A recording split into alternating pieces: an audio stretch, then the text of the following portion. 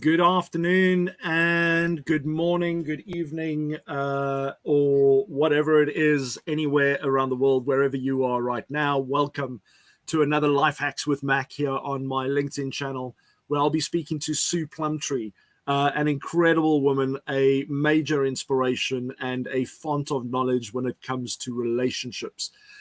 So this afternoon, I have the pleasure of interviewing Sue Plumtree, and we are going to be talking about reviewing past relationships to create great new ones. So, Sue, welcome to the show. Thank you for joining me. How are you today? I'm terrific, and I'm delighted you asked me. I'm very glad to be here. Excellent stuff. Well, Sue, I'm really excited to have the future conversation. So, for those of you who, most probably all people won't know that I've been working with Sue for quite some time, and both for my personal as well as business relationships and accountability. And I tell you what, one of the things that I found with Sue is she doesn't miss a beat. She hears all the things between the lines, and an incredible person for calling out some of the BS in our lives, but helping us really build better relationships, question how we do things, and also be able to bring more value to the people around us, which is a beautiful thing. So, Sue, thank you so much for being here today. And what I'd like to ask you, just for everybody who is watching, for their benefit, is, how did you become or get into the situation where you became somebody who helps people with relationships? Because that's a big job. I mean, that's taking on a lot of responsibility there, because that's families and children and all kinds of things that are involved. So it's a sensitive area. So talk to us about, how did you get into what you're doing today and why? Well, I tell you, I have huge credibility in this area. I like to say that I'm an expert in screwing up relationships. And I also know how to build relationships that are strong and loving. And what is really, really important is happy relationships are not just nice things to have. They are fundamental to how we conduct ourselves. They affect our environment, everyone around us. We can inspire people by the way we handle our relationships. And I believe in the ripple effect, because, when we are exposed to somebody who deals with their relationships in a positive and loving and caring way, then we are inspired to try and do the same. Um, I chose that because I was married 37 years, and I chose my husband because I needed to prove to myself that I was lovable and attractive, which is such a Okay.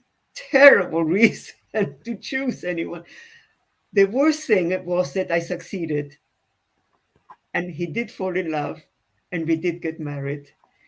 And that probably was a tragedy for both of us.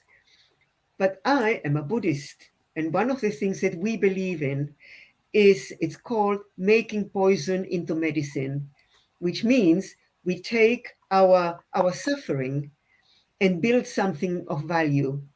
And that's why I became a relationship coach. Wow.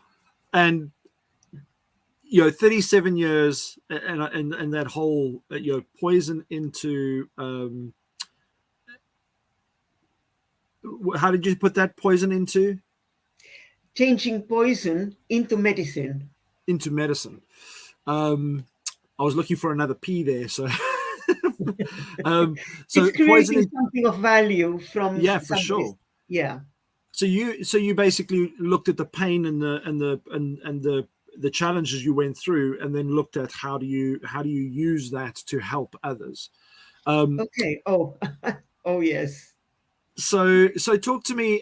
Tell me a little bit about, how did you get to a stage where you found that this was, 37 years is a long time, and to walk away and think, okay, you know what, actually I need to start serving me, because there are a lot of people who are in relationships and unfortunately they're just hanging around.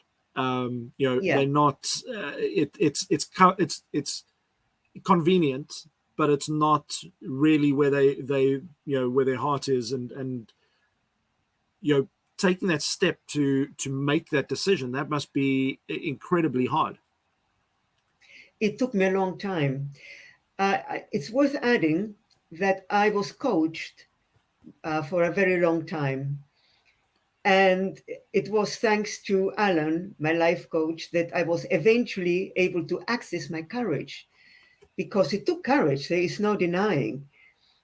It was I reached a point. Sometimes it's different from for everybody, but in my case, there was a moment where, because I'd been in denial for all this time, pretending that things weren't so bad, that he really did love me, that, that everything was going to be okay, and on, trying to make myself feel good. And then one day he said something that he probably said hundreds of times before, but this time I heard it. And this time it felt like there was a like a this gauze curtain shielding me from reality, and it was like torn, and I saw with clarity what was true. And and I knew I deserved better. I knew I deserved to be loved. And and that's when I decided, that's it. But that was a decision. The action took another year, because then I went into my negative inner critic kicked in, and really intimidated me into staying another year. And it was my mother's voice. My gremlin was my mother's voice. And it said, "How can you be so cruel, abandoning him now that he's so old?" And I'm going, "But I'm a kind person. I can't possibly do this." And so I stayed for another year. And then more things kept happening, and it was devastating. Once that ghost that protected me from reality wasn't there anymore, it was, I saw things. I saw his behavior, and it was passive aggressive. There's a lot of, I hear a lot about narcissism. Bill wasn't a narcissist, he was passive aggressive. And you know what's worse? I partly trained him by tolerating the things that I shouldn't have, by doing things that he was perfectly capable for doing himself. And I trained him into becoming passive. And then I became resentful. And so this was this complex toing and froing. But eventually, it was something along the lines that the pain of staying was worse than the fear of the unknown, because I had never ever lived alone. And I wondered whether I was even capable of surviving on my own. So it was a journey. I think that applies to almost everything in life, with the fear of unknown. Whether it be leaving a job, or changing countries, or all these things. It's that fear of the unknown which can Mm. be it can prevent us from stepping into where we should be, or what we need to be, or what we could be. Um, and that's extremely powerful. So talk to me about what perspective is this, your experience has given you with regards to reviewing past relationships, so that you can create new good ones or great ones. Before I go to that, I need to tell you something really, really important. Okay. When I left my marriage, I was aged 60, and I was still blaming him for my unhappiness and for everything that had gone wrong. In fact, I wrote my autobiography, which is called Dancing with a Mask, Learning to Love and Be Loved, which is on Amazon. But this is what happened. A few years after I left my marriage, and in a coaching session, I suddenly saw how I contributed to my own unhappiness and the breakdown of my marriage. Because up until then, it was all his fault. And I was loving, I was supportive, I was reasonable, and it was all his fault. And when I saw how I contributed, I have to tell you, it was probably my most painful experience to see that I wasn't the person I thought I was. But at the same time, Sure. it was liberating because I am the only person I can change. I tried to change him for 37 years, and I'm telling you, it doesn't work. It doesn't work. But I can change myself. And that's liberating. And that's what I've been doing all along. I can actually help people by showing them how they can change what they say, what they do, how they engage, how they communicate to change things. But most important of all, which brings me to the question that we are here to answer, most important of all is how you communicate with yourself. So for if you want to have a happier relationship in the future, and by the way, when I was talking about happy relationships, you can be happy with or without a romantic relationship. We don't have to have a romantic relationship in our lives to be happy. But whatever happens, we need to get to know ourselves and to um, have a happier relationship with anybody, not just a romantic partner, with anybody. We need to understand ourselves better. And the best way to do that is to look at our past relationships and see what went wrong, how we contributed, um, what we tolerated, what we actively, how we spoke, how we thought, our mindset is absolutely critical. And this is where our um, gremlin, which is our negative inner critic, comes in because it brings up our limiting beliefs about the kind of person we are. When I got married, I had no idea who I was. I had no idea what would make me feel loved in a relationship. I had no idea what would make Bill feel loved in a relationship. I had no idea of my own needs, my wants, or his. Because it's not enough to know ourselves, we have to know the other person as well. So that is the beginning of the journey. Sure. So you hit on so many different points there that I've seen evident in real life with regards to um, how people are impacted by relationships. And that one point that you spoke about where you had to reflect on how you impacted the relationship Mm, is normally the part we because we have those, as you call that, inner critic, um, and those voices that the good and the bad, and you know a lot of the time, because we may be going through pain, you'll have that voice that says, no, you're doing the right thing, these are the reasons why, and you go through the pros and the cons list, as yeah. it were. Yes. And but I think it's so important, because it's unless you deal with, because dealing with everybody else, that's one thing, but unless you deal with yourself and where you're at, it's almost impossible to move forward, because you still have the same framework, um, Yes, if that makes sense. it does. And It's the mindset that created the problem cannot create a solution. It's not possible. so this is the part that fascinates me, and whether this be in business, personal, or family, friendship, business Exactly. relationships. I see this on a well, I have seen it, through my life experience and dealing with lots of people, and having a vast network, that whether it be a relationship with a loved one, so a partner, or a family member, or a business partner, or a Mm, friend, um, that that bit that you spoke about, where when you left, you still had that resentment and that anger and all those things that boil up, and I've seen people hold on to that yes. for a long time. And I've seen people that have got divorced 25 years ago, and when you speak to one of the partners, it sounds like they got divorced yesterday because the feelings are still so raw. It's And such a tragedy. yeah, and you know, I know of siblings that were in business, in partnership with in business, where exactly the same thing.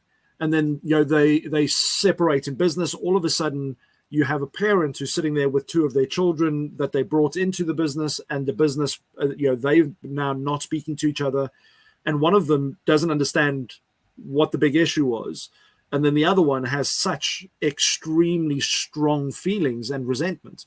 Yeah. And you know unless that individual, but you can't move on until you deal with that. I mean, how do you go about helping people that are in that situation where they feel that the anger is towards one person, but they haven't looked at themselves? I mean, that's a difficult transition to do a 180 and look at yourself instead of what others have done. Exactly. It's a little bit like taking poison and expecting the other person to die. The penny only just dropped. It took me a few seconds. I was like, hey, um, yeah, That's a resentment. wow, that's powerful. Yeah, but we do it all the time. We keep the anger alive, and the other person doesn't even know it, and they sleep happily and get on with their lives, and you're seething with anger, and it doesn't work for you. Yeah, it's a powerful thing. I'm just having a look over here. We've got Lee who's just put a comment there, and I just want to share that with everybody. It says Lee says holding onto your onto the Honest. anger and resentment is absolutely poisonous to your mental health, your soul, and character. It Lee, impacts I you. can't put you put it brilliantly. That's exactly what it does. And it's such a tragedy and a waste of a life when you could actually it's okay, so it's easier said than done, but forgiveness of yourself and the other person because you're doing it for yourself. But it's not the easiest thing in the world to forgive when you're so bitter. And Absolutely. we need help.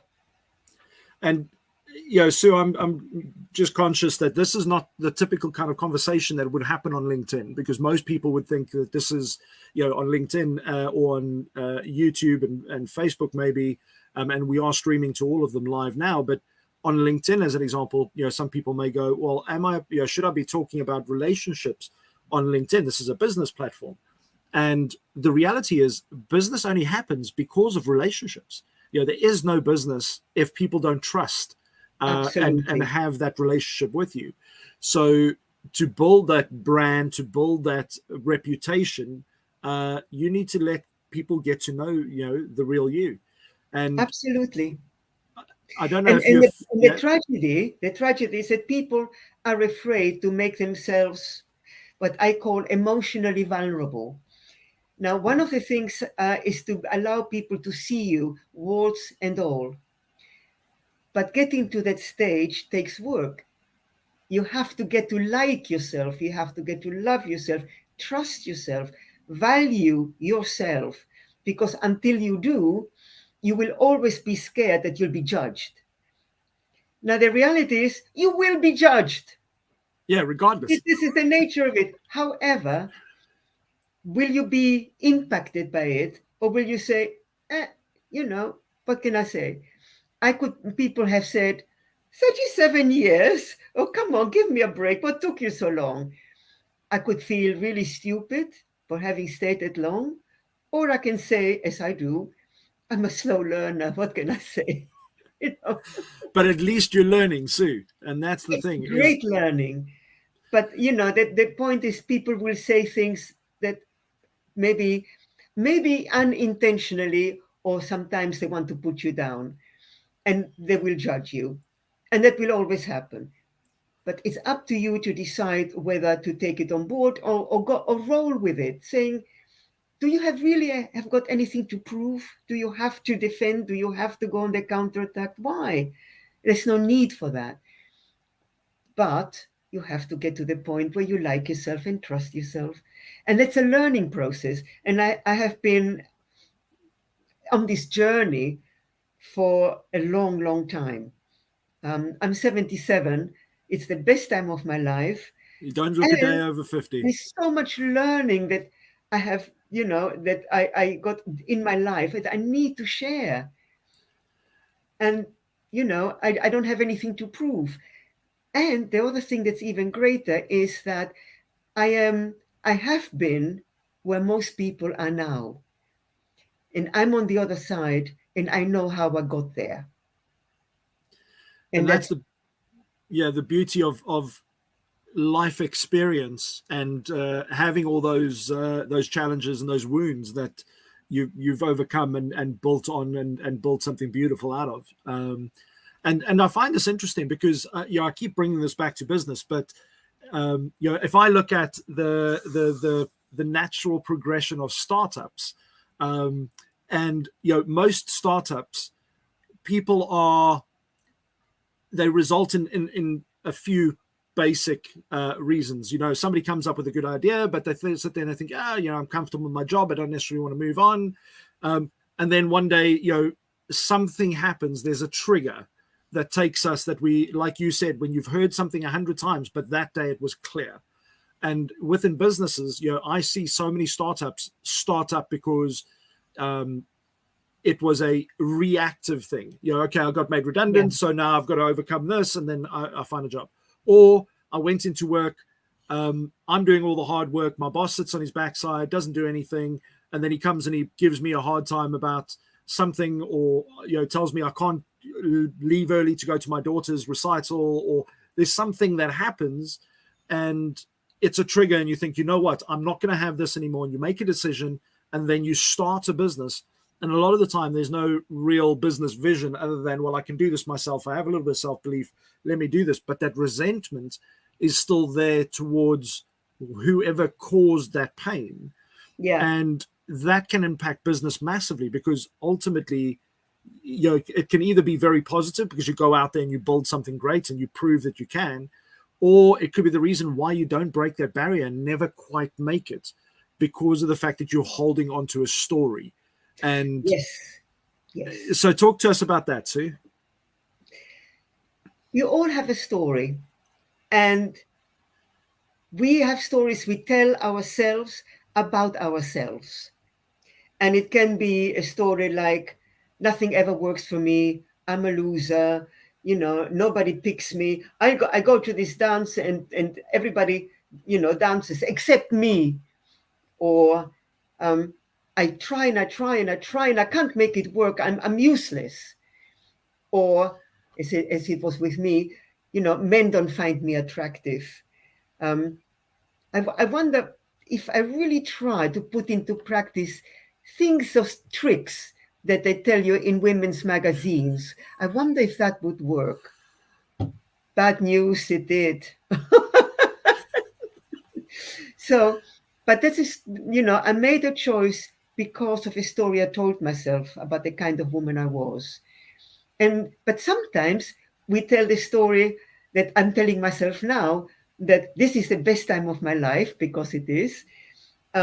This is the most exciting time. I'm learning a lot. I'm connecting with fantastic people. That's my story, and it's true. But it wasn't always so. I changed my story. But there isn't just one story.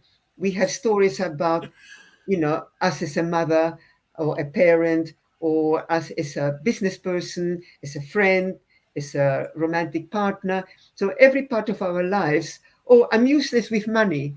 Or you come across that one, Mac, oh, I don't dare to charge more than £20. Or maybe they pay me for the privilege. I pay them for the privilege of To be coaching around. Yeah. So they're stories about our self-worth Yeah. as human beings on the various roles in our lives. One part can be fantastic, another one may not be. But we need to work and become as rounded as possible, because that's how life becomes rich and fulfilling. Sure. I'm sitting here, and all these things are going through my head, and I know there are a lot of people out there, that are running businesses, whether it be a small business or a large international business, and these things impact all of us, no matter where we're at in life. And our next topic, which is learn to love yourself, is it's a sensitive one, because it's like, for some people, they don't want to focus on themselves. They just want to push ahead and avoid being and thinking about themselves. And you're going to talk about what does that actually look like. So if you Yes. haven't already connected with Sue, do us a favor, go and follow her. She put some incredible posts out there with some real deep thought on advice and life experience, and advice that is transferable from personal relationship to business relationships to you name it. And one of the things that I love about what you've just said, Sue, about the fact that you tell yourself, you have those positive affirmations, telling yourself that today is the best it's ever been, and you're putting yourself into that right frame of mind, because you are in control of your days. Your days aren't in control of you, and that's a rare thing to see in life. Thank So you. what do you put that down to, Sue? Life experience. Well, I tell you, lockdown was brilliant for me, because I got to connect with the most amazing people, one of which was you. Seriously. And more than I used to before lockdown. I have my business is growing. I'm learning. It's really interesting. I'm not sure it's actually the answer how I got from there to here. It's a gradual process. It's one where one day I wake up and I'm going, God, I'm happy, and I'm doing something that really really matters to me. Um, and to have something that like a mission, and this I'm on a mission to help people become happy with themselves, with or without a partner, because that's irrelevant. But that's my mission, and to have a mission is such a blessing. So that's partly why I'm happy, because I have a mission, and I have a most amazing husband. um, Thanks to the unhappy 37 years, I took what I learned, and having lived on my own for over 10 years, and building and getting to know myself, I now have a marriage that is just amazing. And I'm happy to share it, but not today. But just being able to say that, and the story that you shared with us, to show that there is hope no matter where you are in life, that even after 10, 15, 20, even after 37 years, you I can forgot still to tell find the you, perfect match. I was 70 when I met him, and so was he. Wow. So and this is where people, I remember when I was much younger thinking the age that I'm at now was like ancient, and now when I get here and I'm like, I look at people that, and unfortunately, we recently lost my grandmother at 98 years old, but Sweet. she was full of life right up until the end, and her attitude was very similar to yourself. It was all about just appreciating the here and now, and looking at how do you deal with, I mean, some of the things that she's seen in her lifetime. I'm like, I don't know how people would have coped. Mm, And it's amazing when it comes to that mindset. And this is why I love what you do, Sue, because you help people tap into that inner self so that they can allow that beauty to come out, rather than being trapped by the story or the circumstances or the whatever else is the excuse, as it were, or sometimes it is a reality, and it's you give people basically that key to unlock that happiness, and that's a powerful thing to have. thank you. Thank you. But it is, Sue, it's incredible. And you know at 70 to meet somebody else and find love and have amazing things happen. The same thing in business, because I look at how many people that have been, they've had their businesses, they thrived, they did really well, and then they get to that midlife crisis where when you get made redundant or your business goes bankrupt or something goes wrong in your 40s or 50s or 60s, most people assume, well, that's it, it's over because my life is behind me. When in reality, look at Colonel Sanders from KFC. He only started his business in his 60s. So the reality is you're never too old or too young to make something happen. It comes down to mindset. And who is anybody to tell you that you're too young or too old? And I tell this to my kids as well, because my youngest daughter wants to be a interior designer, and I was like, okay. So she goes, one day when I grow up. I said, why can't you be one now? And then this weekend she came to me, she goes, oh, I've got my first job. I was like, what are you talking about? She goes, oh no, a friend of hers is renovating their house, and the parents have said that she can help design the children's bedrooms. And I'm like, there you go, like little things, so there's never a the only restriction we put on ourselves is ourselves. You know what my life coach used to say to me? The future is now, which sounds a bit cryptic, but what it means is today is the only time when you can create your future by the choices that you make. Because the life that you have right now is the result of the choices you made in the past. So this is where you create your future. Sure. So make it a good one. Make it a good one. Absolutely. Wow. Such Sue, I love the simplicity and the clarity you bring to things, and I'm really looking forward to the next 7 episodes that we do, because I think it'll firstly get people a chance to get to know who the infamous Sue Plumtree is,